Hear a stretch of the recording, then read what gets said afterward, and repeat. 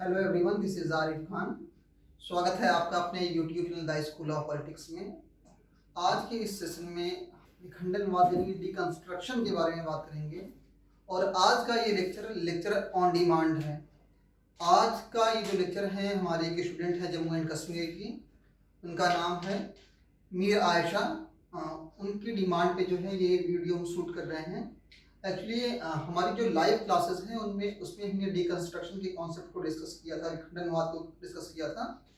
तो network issue की वजह से जो है उन्हें चीज़ें समझ में नहीं आई थी, तो इसीलिए हमने कहा कि जो है इसको हम ऑन बोर्ड जो है इसको रिकॉर्ड करते हैं। अगर आपके पास भी कोई ऐसा क्वेश्चन हो या कोई ऐसा कॉन्सेप्ट हो जो आपको क्लियर ना हो, तो आप हमें हमारे व्हाट्सएप पे जो है मैसेज कर सकते हैं और एज पर माई कन्वीनियंस मैं कोशिश करूँगा कि आपके लिए जो है separate videos lecture on demand में शूट करूँ। तो जैसा कि आप देख रहे हैं, उन्होंने मुझे 3 क्वेश्चन भेजे हुए हैं।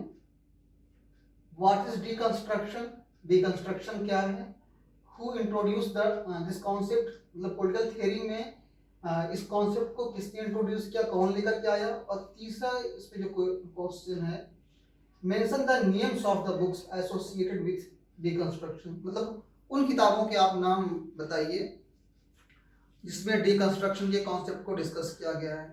तो आइए एक एक क्वेश्चन को जो क्वेश्चन को हम आंसर करेंगे। देखिए नीचे से दो क्वेश्चन है, क्वेश्चन नंबर 2 और 3, इसके जो है इसके जो आंसर है वो इजी है, लेकिन डिकंस्ट्रक्शन को एक लाइन में बताना थोड़ा सा मुश्किल है। तो सबसे पहले हम क्वेश्चन नंबर 2 और 3 को थोड़ा सा डिस्कस करेंगे।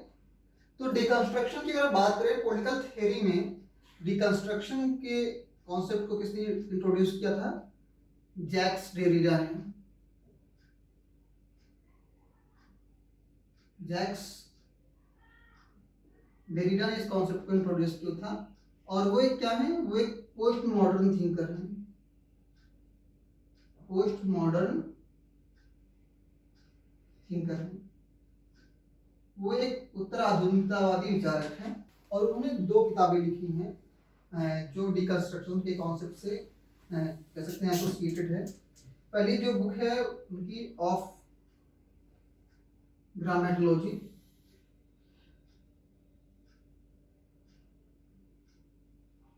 ये बुक 1967 में पब्लिश हुई थी, तो इसका ईयर ऑफ पब्लिकेशन भी आपको याद रखना है। और दूसरी जो बुक थी स्पेक्ट्रस ऑफ मार्क्स,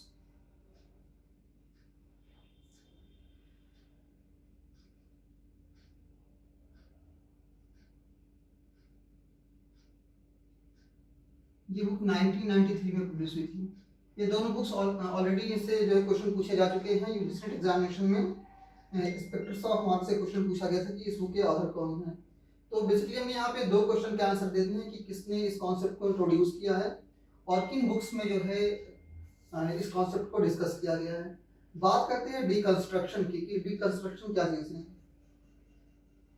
डिकंस्ट्रक्शन का जो आइडिया है उसको जैक्स डेरिडा ने मार्टिन हेडगर से अडॉप्ट किया है।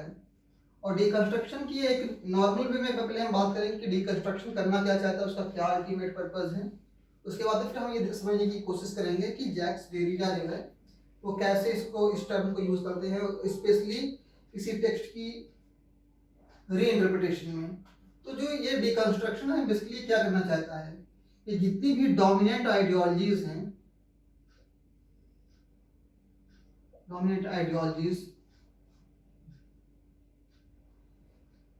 इनको डिकंस्ट्रक्ट करना चाहता है, इसका विखंडन करना चाहता है। कैसे करना चाहता है?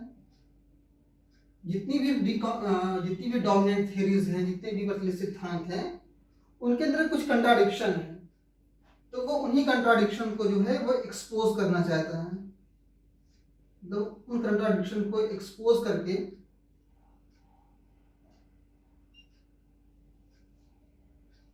कंट्राडिक्शन का मतलब होता है अंतर विरोध, तो इन कंट्राडिक्शन को जो है वो एक्सपोज करना चाहता है और साथ ही साथ में उस पावर स्ट्रक्चर को, उस पावर रिलेशन को भी एक्सपोज करना चाहता है जो इन आइडियोलॉजीज के जरिए से प्रोटेक्ट की जाती हैं। क्या कि मतलब ये डोमिनेंट आइडियोलॉजीज को जो है डिकंस्ट्रक्ट करना चाहता है और उसके अंदर जो कंट्राडिक्शन है और पावर स्ट्रक्चर उसको एक्सपोज करना चाहता है। कैसे, आइए समझते हैं एक एग्जाम्पल के जरिए से। आप अगर डोमिनेंट की आइडियोलॉजीज की बात करें तो आप देखें पॉलिटिकल थियरी में जो डोमिनेंट आइडियोलॉजीज है उसमें एक one of the most important ideology है लिबरलिज्म, जिसको हम उदारवाद कहते हैं। लिबरलिज्म का जो आइडिया है बेसिकली इसमें जो इंडिविजुअल की जो लिबर्टी है, व्यक्ति की जो स्वतंत्रता है, उस पर फोकस किया जाता है। आमतौर पे जितने भी लिबरल थिंकर होते हैं वो एक इंडिविजुअल की, व्यक्ति की स्वतंत्रता को जो है ज़्यादा महत्व देते हैं। लेकिन ये जो लिबरलिज्म का जो आइडिया है वो कैपिटलिस्ट मोड ऑफ प्रोडक्शन या कैपिटलिस्ट स्टेट से एसोसिएटेड है। और यहाँ पे क्या है कि इस तरह के स्टेट में, कैपिटलिस्ट स्टेट में क्या होता है कि जो है प्राइवेट ओनरशिप को ज़्यादा इंपॉर्टेंस दी जाती है, प्राइवेट प्रॉपर्टी को, प्राइवेट ओनरशिप, जो मीन्स ऑफ प्रोडक्शन है उस पर प्राइवेट कंट्रोल होता है। और इसके जरिए से फिर क्या होता है कि देखिए सोसाइटी में बेसिकली दो क्लासेस का कह सकते हैं निर्माण होता है। एक जो है कैपिटलिस्ट क्लास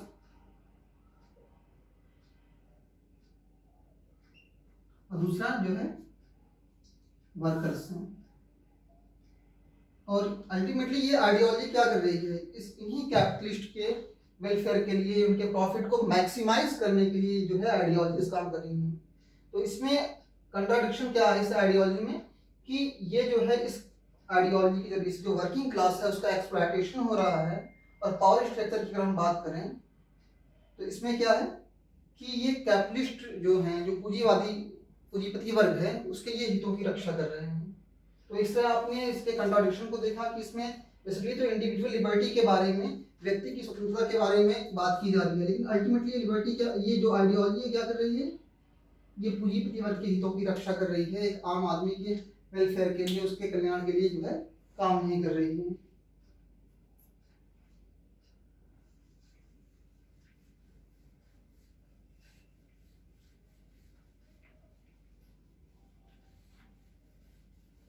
और डिकंस्ट्रक्शन के कॉन्सेप्ट को जो है जैक्स डेरिडा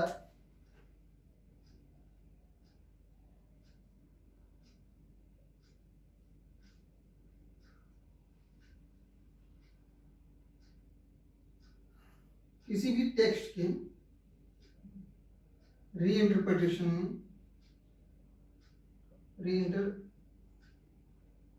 उसको रीइंटरप्रेट करने में यूज करते हैं। कैसे, आइए समझते हैं।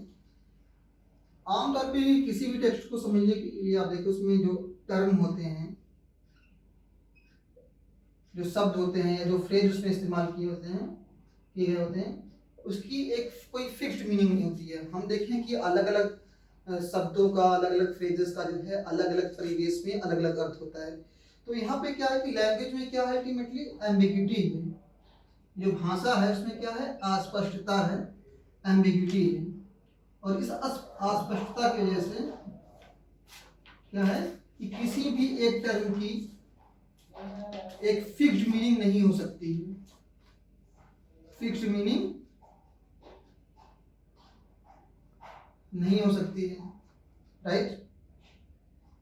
आइए इसको एक एग्जाम्पल के जरिए से समझते हैं। एक टेक्स्ट है, एक कोई बुक है और उसका एक ऑथर होगा, राइट, और एक तरफ रीडर है।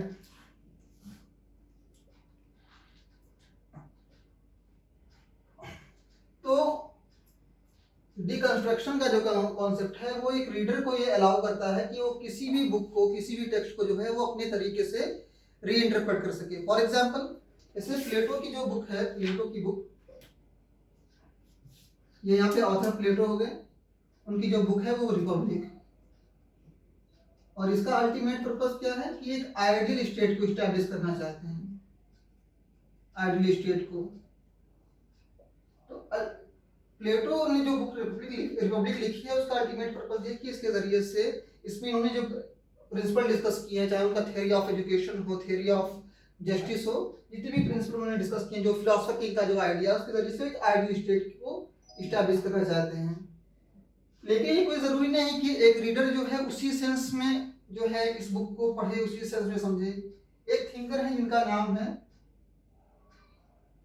Karl popper. जब वो प्लेटो की बुक रिपब्लिक को पढ़ते हैं, उसको इंटरप्रेट कहते हैं, उसको इंटरप्रेट करते हैं, उसकी व्याख्या करते हैं, तो वो क्या कहते हैं कि ये जो बुक है और खास तौर पे प्लेटो जो है वो क्या है, ये मुक्त समाज के दुश्मन है। क्या है? Enemies of. कार्ल पॉपर की एक बुक है the open society and it's enemies. उसमें उन्होंने जो है जो प्लेटो के कॉन्सेप्ट हैं, जो आइडियाज हैं, उनको रीइंटरप्रेट किया है और उन्होंने बताया कि ये जो प्लेटो का जो आइडियल स्टेट है वो सही मायने में क्या है कि एक बंद समाज है, क्लोज्ड सोसाइटी है। क्यों? क्योंकि यहाँ पे जितनी भी क्लासेस हैं समाज में अंदर, वैसे 3 क्लासेस हैं। एक तरफ रूलिंग क्लास है, एक तरफ मिलिट्री क्लास है और तीसरा प्रोड्यूसिंग क्लास। तो जितने भी जो 3 वर्ग हैं जिनका उनके एट्रीब्यूट्स के अकॉर्डिंग क्लासिफिकेशन हुआ है, तो एक बंद समाज का निर्माण होता है यहाँ से। क्यों? जो रूलिंग क्लास में जो व्यक्ति है या फिर जो मिलिट्री क्लास में व्यक्ति है या फिर प्रोड्यूसिंग क्लास में हम बात करें, ये अलग अलग एलिमेंट को रिप्रेजेंट करते हैं। रूलिंग क्लास विजडम को रिप्रेजेंट करता है, मिलिट्री क्लास जो है वो करेज को रिप्रेजेंट करती है और जो है ये प्रोड्यूसिंग क्लास जो है एपेटाइट को रिप्रेजेंट करती है।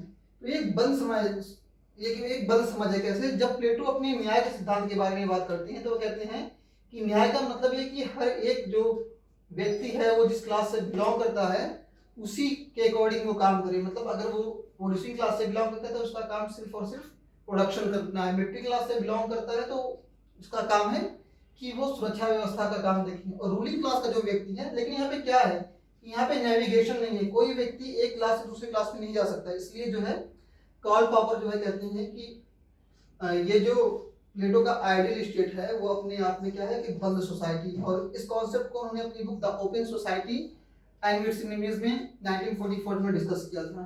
तो आई होप आपने इस कॉन्सेप्ट को समझा होगा कि कैसे ये जो कॉन्सेप्ट है एक रीडर को अलाउ करता है कि वो एक टेक्स्ट की रीइंटरप्रिटेशन कर सके, उसकी व्याख्या कर सके अपने तरीके से। वो कोई जरूरी नहीं कि वो ऑथर की मीनिंग को, ऑथर के पर्पस को, उसके उद्देश्य को जो है वो एज इट इज एक्सेप्ट करे, उसको स्वीकार करे। Thank you so much.